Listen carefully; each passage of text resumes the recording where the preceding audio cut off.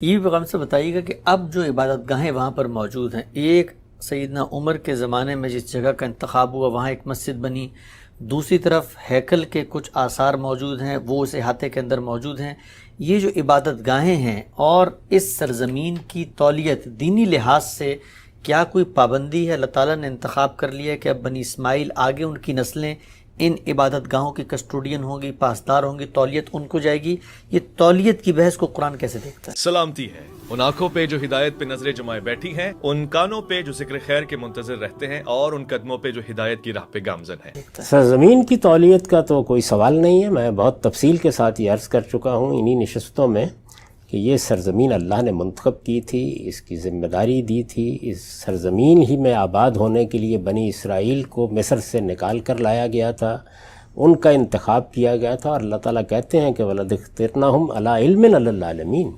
اللہ تعالیٰ نے ان کی فضیلت اسی پہلو سے بیان کی ہے کہ وہ شہادت کے منصب پر فائز کیے گئے، ان کے لیے یہ زمین خاص کی گئی تھی۔ ٹھیک، تو ان کو ظاہر ہے اس سرزمین میں بادشاہی عطا کی اللہ تعالیٰ نے، ایک طویل عرصے تک وہ یہاں رہے اور اپنی ذمہ داریوں کو انجام دیتے رہے۔ سیدنا مسیح کی طرف سے اتمام حجت کے بعد یہ معاملہ ختم کر دیا گیا، ان کے بارے میں اعلان ہو گیا کہ اب یہ قیامت تک مسیح علیہ السلام کی اتباع کا دعویٰ کرنے والوں کے زیر دست ہو کر رہیں گے، بالادستی رہے گی۔ جاعل الذین اتبعوک فوق الذین کفروا الی یوم القیامہ، یہ فیصلہ سنا دیا گیا۔ اس لیے یہ تولیت، سرزمین، یہ سب معاملات تو قصہ ماضی ہوئے۔ اس کے ساتھ ہمیں بتایا گیا کہ یہ سرزمین یعنی سرزمین عرب جس میں ابراہیم علیہ السلام نے بیت اللہ کو بنایا تھا، اب اللہ تعالیٰ نے اس کا انتخاب کر لیا ہے۔ یہ سرزمین اب ہمیشہ کے لیے اسلام کی توحید کی سرزمین رہے گی۔ اس کے بارے میں حکم دیا گیا کہ یکون الدین کلہ للہ، اس میں اب کوئی دوسرا دین نہیں ہو سکتا۔ اسی کی وضاحت رسالت مآب صلی اللہ علیہ وسلم نے کی کہ لا یجتمع فیہ دینان۔ تو اب یہ ساری حیثیت جزیرہ نما عرب کی ہے، اور تولیت بھی رسالت مآب صلی اللہ علیہ وسلم کو کس کی منتقل کی گئی؟ بیت اللہ الحرام کی، ٹھیک، یعنی حضرت ابراہیم کی جو مسجد ہے۔ یہ تولیت کا معاملہ تو بس یہاں تک محدود ہے۔ مسجد نبوی ہے، ظاہر ہے کہ وہ خدا کے آخری پیغمبر کی بنائی ہوئی مسجد ہے، اور ادھر یہ وہ بھی سرزمین عرب میں ہے، یہ بھی سرزمین عرب میں ہے۔ یہ مسجد ہے، مسجد کے طور پر رہے گی، یعنی اس کی تولیت کا کوئی سوال نہیں۔ ٹھیک، لیکن ہم سے جب آپ فرماتے ہیں کہ یہ تین سرزمینیں، یعنی یہ دو سرزمینیں ہیں کنعان کی اور یہ، اور ارض مقدسہ ہے، اس کی ایک حیثیت ہے، وہ حیثیت تو قیامت تک رہے گی، اور تو پھر اس کا ایک لازمی نتیجہ تو یہی سامنے آتا ہے نا کہ اگر وہ اللہ کی ایک مقدس سرزمین تھی تو اس کی تقدیس کی پاسداری تو پھر مسلمانوں ہی نے کرنی ہے نا، کہ اس کے تقدس کو قائم رکھیں، وہاں توحیدی کا بول بالا ہو، تو اس کا لازمی نتیجہ یہ نہیں نکلتا؟ نہیں، میں نے یہ ہرگز عرض نہیں کیا، میں نے تو یہ کہا ہے کہ جہاں تک سرزمین کے انتخاب کا تعلق تھا، وہ جس مقصد کے لیے کیا گیا تھا وہ سیدنا مسیح کی طرف سے اتمام حجت کے بعد ختم ہو گیا۔ ٹھیک، اس میں ان کو معزول کر دیا گیا، ان کے لیے قیامت تک عذاب اور سزا کے فیصلے سنا دیے گئے۔ اب تقدیس سرزمین عرب کی ہے۔ لا یجتمع فیہ دینان کا حکم اس کے بارے میں ہے۔ بیت اللہ ہے جس کی تولیت کا سارا معاملہ قرآن مجید میں زیر بحث آیا ہے، اور یہ بتایا گیا کہ رسول اللہ صلی اللہ علیہ وسلم کی طرف سے جب حجت تمام ہو گئی تو جس طریقے سے آپ کی قوم کے لیے آخری عدالت نے فیصلہ سنایا، اسی طریقے سے یہ بھی طے کر دیا گیا کہ اب یہ سرزمین بھی خصوصی حیثیت رکھتی ہے، اور اس مسجد کی تولیت بھی ایمان والوں کو منتقل ہو گئی ہے۔ پہلے ہی بنی اسماعیل کے پاس تھی، لیکن اب بنی اسماعیل کے ایمان والے ان کو منتقل ہو گئی ہے۔ تولیت کے بارے میں ایک اصول قرآن میں بیان ہو گیا ہے، اور وہ یہ کہ اللہ یہی چاہتا ہے کہ وہ لوگ ان مسجدوں کی تولیت کریں کہ جو اللہ کی توحید کو ماننے والے ہیں، اور ان مسجدوں کو وہ پاک رکھیں، شرک کی کسی غلاظت کو اس کے قریب نہ ہونے دیں۔ تو یہ اوصاف بیان کیے گئے ہیں، باقی اس طرح کی کوئی چیز قرآن میں حدیث میں نہیں ہے کہ اس مسجد کی تولیت ہم مسلمانوں کو منتقل کر دی گئی۔ ٹھیک ہے، ہم سب آگے بڑھاتے ہیں اس بحث کو۔ سیاسی پہلو آپ نے یہ بتایا تھا کہ اس وقت یہ جو عالمی منظرنامہ ہے، دنیا کے اندر سیاسی بندوبست ہوا، عالمی طاقتوں نے کیسے سرزمین کے بارے میں فیصلہ کیا۔ جب آپ فرماتے ہیں کہ عالمی برادری نے یا اقوام متحدہ نے ایک فیصلہ کیا تو اب مسلمانوں کو بہتری اسی میں تھی کہ اس فیصلے کو قبول کریں، تو وہ فیصلہ تو کہا جاتا ہے کہ جنرل اسمبلی کی محض ایک قرارداد ہے، 57 کے قریب اس وقت ممالک حصہ تھے جب یہ قرارداد پیش کی گئی، اور کم و بیش صرف 33 نے اس کے حق میں ووٹ دیا۔ خود عالمی ضمیر اس وقت عالمی قوتوں کے نہاب اور ان کے تحت بھی جو ریاستیں تھیں انہوں نے بھی اسرائیل کے وجود کے حق میں ووٹ نہیں دیا، تو اس کو عالمی ضمیر کا فیصلہ کیسے قرار دیا جا سکتا ہے؟ یہ عالمی ضمیر کا فیصلہ اور عالمی ضمیر کے فیصلے یہ تعبیریں لوگ اختیار کرتے ہیں۔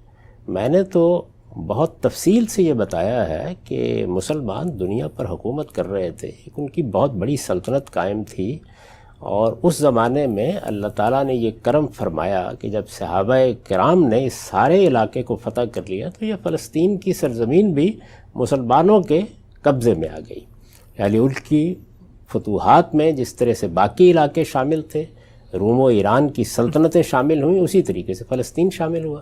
پھر میں نے عرض کیا کہ جب مسلمانوں کی یہ حیثیت تھی اور وہ اس قبضے کو برقرار رکھ سکتے تھے، اس میں بھی ایک طاقت ہوئی مغربی قوموں کی طرف سے، مسیحی قوموں کی طرف سے، اور وہ طاقت کامیاب ہو گئی۔ 1099 میں وہ قبضہ کرنے میں کامیاب ہوئے اور یہاں پر یروشلم میں ایک مسیحی ریاست قائم ہو گئی۔ مسلمانوں نے اس کو دوبارہ حاصل کر لیا کم و بیش 100 سال کے بعد، یعنی 1187 میں صلاح الدین نے دوبارہ حاصل کر لیا۔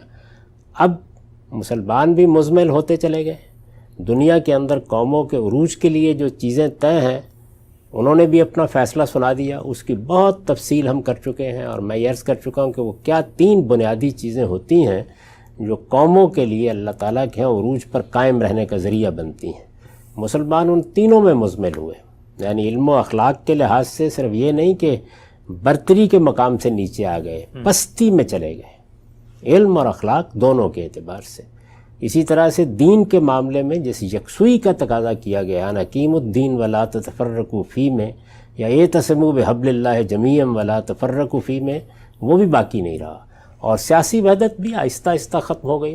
ایک علامتی سی صورت موجود تھی جب یہ سلطنت عثمانیہ قائم تھی۔ پھر ہم نے تفصیل سے یہ بتایا کہ وہ معرکہ ہوا، پہلی جنگ عظیم، اس میں ترکوں نے یا عثمانی سلطنت نے انتخاب کیا اس کا کہ وہ اتحادیوں کے مقابل میں محوری طاقتوں کا ساتھ دیں گے، ٹھیک، سینٹرل پاورز جن کو کہا جاتا ہے۔ پہلی جنگ عظیم میں اس میں شکست ہو گئی، تو اب اس کے بعد فاتحین ہیں جو دنیا کا نظم چلا رہے ہیں۔ پہلی جنگ عظیم کے بعد اس نظم کے لیے لیگ آف نیشنز بنائی گئی تھی۔ وہ دوسری جنگ عظیم جب شروع ہوئی تو جس مقصد کے لیے بنائی گئی تھی یہ صاف واضح ہو گیا کہ پورا نہیں کر سکی، یعنی جنگ کو رکنا چاہیے تھا نا۔ اصل مسئلہ تو یہ تھا کہ جو قوتیں اب غیر معمولی طریقے سے دنیا میں اپنی حکومت قائم کر چکی تھیں اور فاتح قوتیں تھیں ایک لحاظ سے، بہت بڑے علاقے ان کے پاس تھے۔ برطانیہ عظمیٰ کے بارے میں تو آپ نے یہ سنا ہے کہ یہ کہا جاتا تھا کہ اس کی سلطنت میں سورج غروب نہیں ہوتا۔ تو اتنی بڑی بڑی قوتیں تھیں جن کو اندر سے چیلنج درپیش ہوا، پہلی جنگ عظیم میں بھی، دوسری جنگ عظیم میں بھی، اور اس کا نتیجہ یہ نکلا کہ انہوں نے ایک ایسا نظم بنانا چاہا جس میں اب براہ راست دنیا پر حکومت کا طریقہ اختیار نہ کیا جائے، بالواسطہ طریقے پر ایک عالمی نظم بنا کر حکومت کی جائے۔ تو اس میں عالمی ضمیر کا کیا سوال ہے؟ وہ جو ادارے انہوں نے بنائے ہیں ان اداروں میں سے ایک ادارے نے یہ فیصلہ کیا، اور یہ معلوم ہے کہ وہ ادارہ معمولی حیثیت نہیں رکھتا۔ اقوام متحدہ جو وجود پذیر ہوئی ہے دوسری جنگ عظیم کے بعد، اب وہی اس عالمی نظم کے لیے گویا سیادت قائم رکھنے کا ذریعہ ہے۔ اس میں بھی 5 قوتوں کو جو جنگ جیت چکی ہیں، یہ جنگ کے فاتحین ہیں جن کو ویٹو حاصل ہے۔ یہ کس اصول پر فیصلہ کیا گیا ہے ویٹو کا؟ ظاہر ہے کہ وہ قوتیں ہیں، اور اس وقت تک صورتحال میں کوئی تبدیلی نہیں ہے۔ یعنی کیا ان کے مقابل میں اگر کوئی کشمکش ہو رہی ہے تو وہ کن میں ہو رہی ہے؟ انہیں 5 قوتوں میں ہو رہی ہے۔ یعنی اگر یہاں سرد جنگ کسی صورتحال پیدا ہو گئی تو کس کے درمیان میں ہوئی؟ روس اور امریکہ کے درمیان میں ہوئی۔ روس بھی ان 5 میں شامل ہے، امریکہ بھی ان 5 میں شامل ہے۔ اب اگر کچھ کشمکش کے آثار نظر آ رہے ہیں تو چین اور امریکہ میں نظر آ رہے ہیں، یا چین روس اور امریکہ میں نظر آ رہے ہیں، تو یہ بھی وہی قوتیں ہیں۔ تو ان کے مقابل میں کون سی قوت ہے جو میدان میں آ گئی ہے؟ یعنی علم اور اخلاق میں بہتری ہی پیدا ہو رہی ہے؟ کوئی آثار ہیں اس بات کے؟ کیا کہیں یہ نظر آتا ہے کہ مسلمان اپنے دین کے معاملے میں یکسوئی کے مقام پر چلے گئے ہیں؟ یہ ویسی یکسوئی ہے جیسی قرن اول میں نظر آتی ہے، یا یہ محسوس ہوتا ہے کہ ہم کوئی سیاسی وحدت کی طرف آگے بڑھ رہے ہیں؟ کچھ بھی نہیں ہوا۔ تو جب کچھ بھی نہیں ہوا تو ظاہر ہے کہ یہ فاتحین کا بنایا ہوا نظم ہے. اس میں دو طریقے ہیں اور دونوں طریقوں کے حق میں لوگ دلائل دیتے رہتے ہیں. ایک طریقہ یہ ہے کہ آپ سر پھوڑتے رہیے اور مرتے رہیے. یہی طریقہ ہم نے کشمیر میں اختیار کیا, یہی کرد اختیار کر رہے ہیں, یہی صورتحال افغانستان میں ہے, یہی فلسطین میں ہے. یعنی آپ کوئی تنظیمیں بنا لیں, آپ حملے کر کے دیکھ لیں, کوئی اور اس طرح کا طریقہ اختیار کر لیں. اس میں یہ تصور ہی بالکل غلط ہے کہ آپ کسی مقامی قوت کے ساتھ معاملہ کر رہے ہیں, آپ عالمی نظم کے ساتھ معاملہ کر رہے ہیں. اور انہوں نے جو فیصلے کر دیے ہیں وہ فیصلے کرنے کے طریقے وہی ہیں. کہیں کوئی قرارداد ہوگی اس کی بنیاد پر فیصلہ ہو جائے گا, کہیں سلامتی کونسل فیصلہ کر لے گی. اس میں فاتحین یہ کیوں پوچھیں گے؟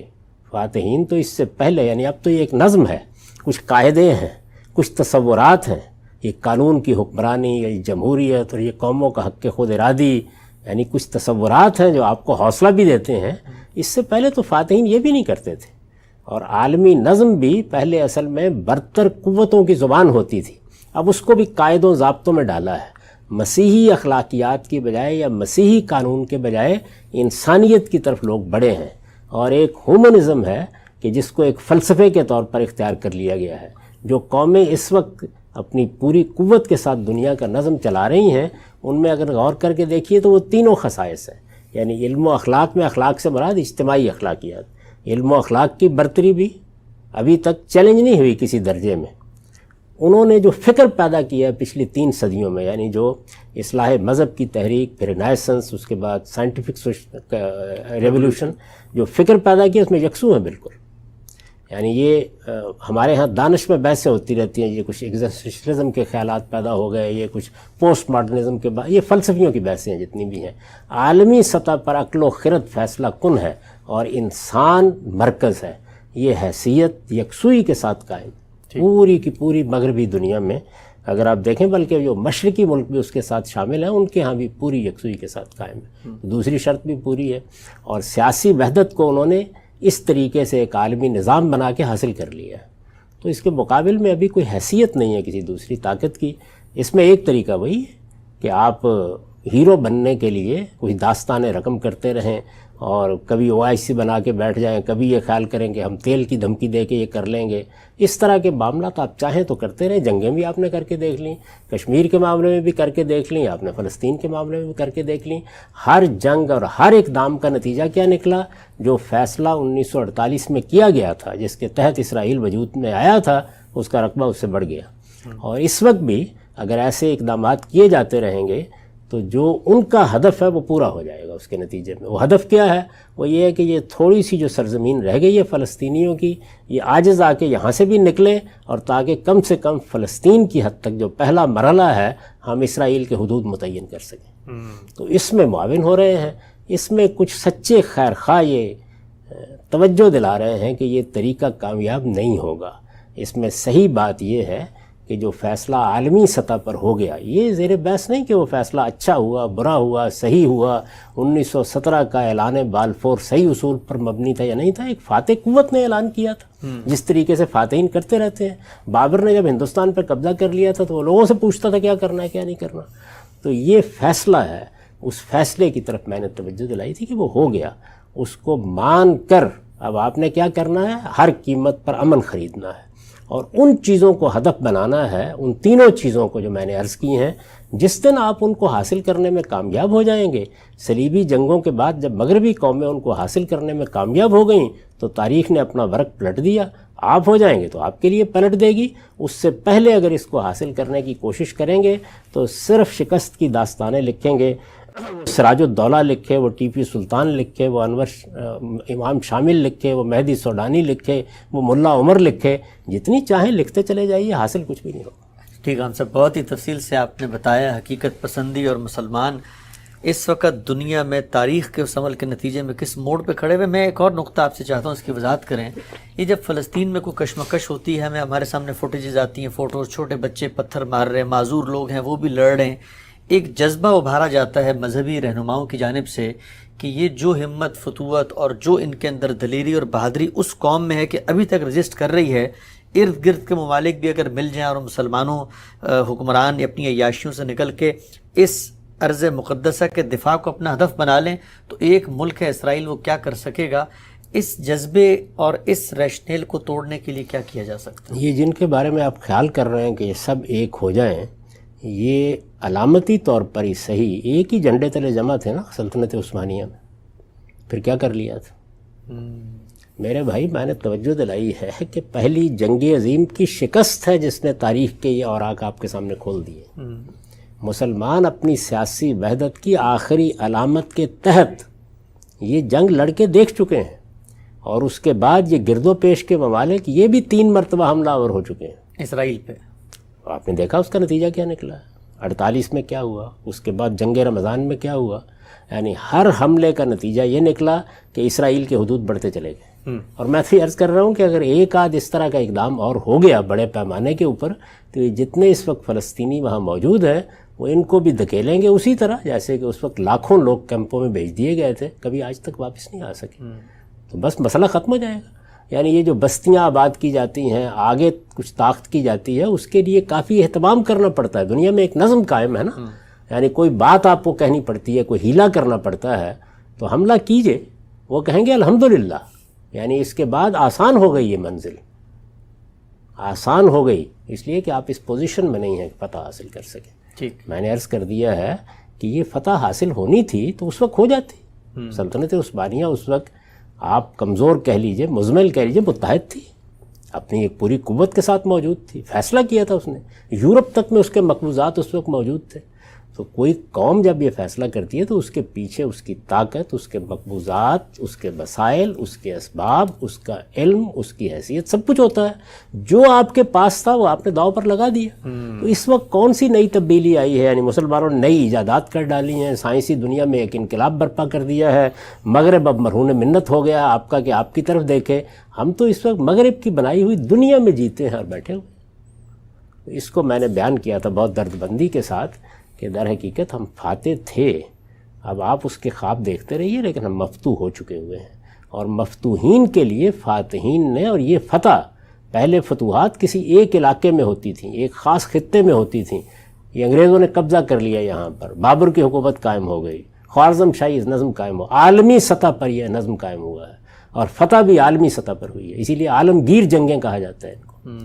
تو ایک عالمی سطح کی فتح آپ مقامی لڑائیوں سے الٹ دیں گے، تبدیل کر دیں گے، کوئی امکان نہیں ہے۔ ٹھیک، میں آپ سے عرض کروں کہ وہ شخص جو ابھی چند ہفتے پہلے یا مہینہ 2 مہینے پہلے رخصت ہوا ہے اور پوری قوم کی ملامت سہ کر رخصت ہوا ہے، وہ غیر معمولی دردمندی اور خیرخواہی کے ساتھ اپنی پوری زندگی یہی کہتا رہا۔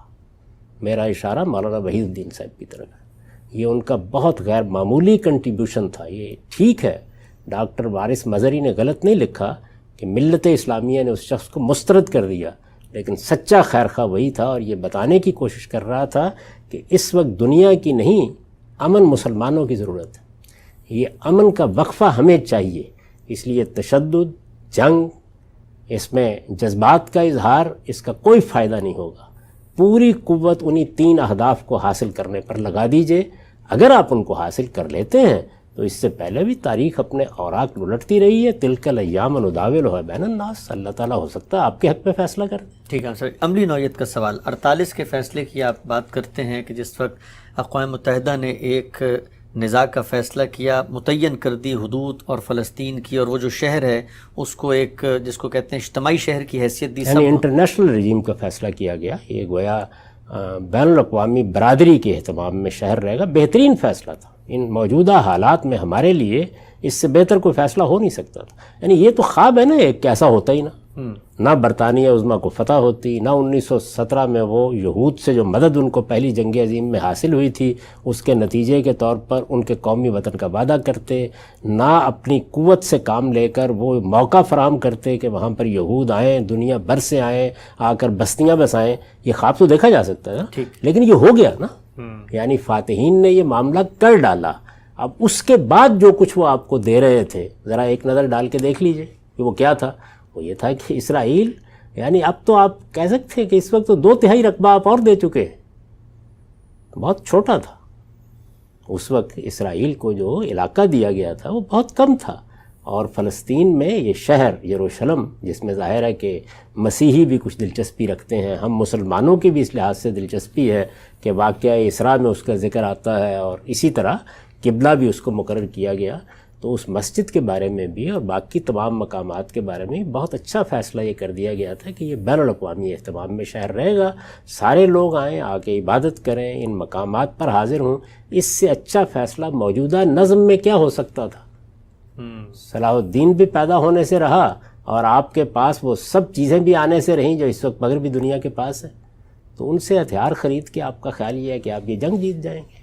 تو ہم سے بھی بتائیے گا کہ جب آپ یہ فرماتے ہیں کہ 48 کا فیصلہ تھا اور قابل عمل بھی تھا، بہتر بھی تھا مسلمانوں کے حق میں، تو اسرائیل نے یعنی ان حالات میں بہتر تھا، مطلب یہ ہے کہ وہ ہماری خواہش کے تو خلاف تھا۔ یہ بھی میں نہیں عرض کر رہا کہ بڑا انصاف کا فیصلہ تھا۔ فاتحین جب کوئی فیصلہ کرتے ہیں تو وہاں زیر بحث انصاف نہیں ہوتا۔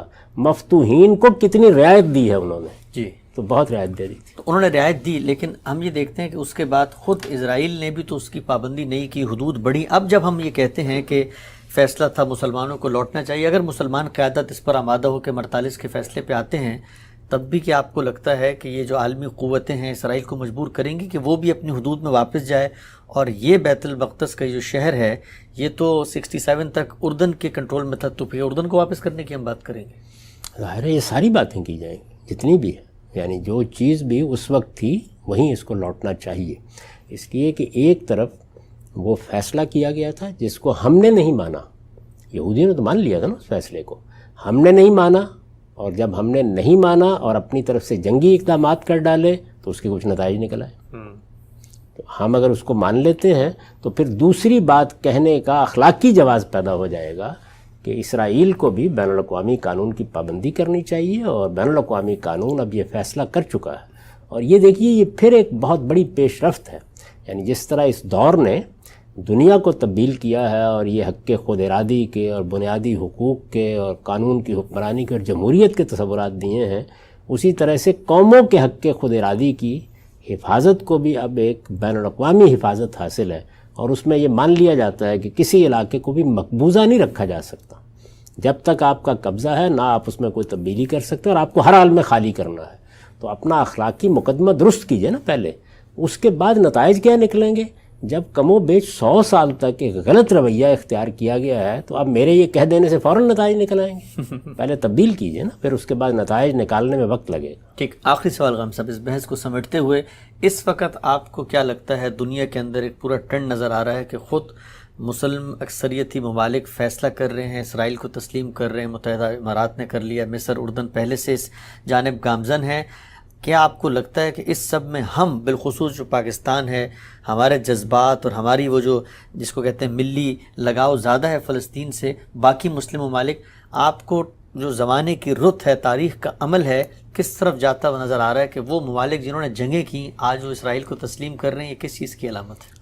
یہ در حقیقت اسی چیز کا اعتراف ہے جس کی طرف میں نے توجہ دلائی، یعنی وہ معاملہ جو 1948 میں کچھ تدبر کے ساتھ ہو جانا چاہیے تھا وہ نہیں ہوا۔ آج بھی فلسطین کے لوگ اس کے لیے آمادہ نہیں ہیں، تو ہمیں سب سے پہلے ان کو آمادہ کرنا چاہیے، مسلمانوں کے دانشور، مسلمانوں کے علماء، مسلمانوں کے سیاسی رہنما، ان کے حکمران، سب کے سب انہیں اس پر آمادہ کریں کہ اس وقت ان کی ضرورت بھی امن ہے، ہماری ضرورت بھی امن ہے، ہر حال میں امن، اور اس میں جو بین الاقوامی برادری کے فیصلے ہیں، یہ دیکھیے میں یہ عرض نہیں کر رہا کہ وہ فیصلے صحیح ہیں یا وہ فیصلے مبنی بر انصاف ہیں یا وہ ہماری خواہشوں کے مطابق ہیں، اس پر میں کوئی گفتگو نہیں کر رہا۔ جو فاتحین مفتوحین کے لیے آخری درجے کی رعایتیں دے سکتے تھے وہ انہوں نے دے دی، تو اس کے بعد آپ اسے مانیں گے؟ یہ مجھے بتائیے کہ سلطنت عثمانیہ نے شکست تسلیم کر لی، معاہدہ ورسائی میں جنگ کے خاتمے کا معاہدہ ہو گیا، اس کے بعد اپنے علاقے چھوڑے یا نہیں چھوڑے؟ یہ ایک علاقہ ہے جس کی آپ بات کر رہے ہیں، یہ عراق، یہ شام، یہ سب کے سب کس کے پاس تھے؟ یہ چھوڑ دیے عراق، وہ ترکی تک محدود ہو گئے، خلافت کا بھی انہدام ہو گیا، چاک کر دی ترک ناداں نے خلافت کی قبا، یہ سب ہوا نا؟ کیوں ہوا؟ اس لیے کہ شکست ہو گئی تھی، یہ شکست کے لازمی نتائج تھے، یہ نکل آئے۔ تو شکست کے ان لازمی نتائج ہی کی طرف میں توجہ دلا رہا ہوں کہ آپ کو اس کو مان لینا چاہیے تھا، اور مان کر اپنے لیے امن حاصل کرنا اور اپنی تعمیر پر توجہ دینا، یہی کشمیر میں لوگوں کو کرنا چاہیے، یہی کردستان میں کرنا چاہیے، یہی یہاں کرنا چاہیے، یہی افغانستان میں کرنا چاہیے۔ کسی جگہ پر بھی اس طرح کی جنگیں عالمی نظم کے لیے قابل قبول نہیں ہیں، اور جب قابل قبول نہیں ہے تو اصل میں آپ مقامی طور پر کسی سے نہیں لڑ رہے ہوتے، آپ اس نظم سے لڑنے کا فیصلہ کرتے ہیں۔ اس کے لیے آپ کو کیا ہونا چاہیے، میرا نہیں خیال کہ اس پر مجھے کوئی تقریر کرنے کی ضرورت ہے۔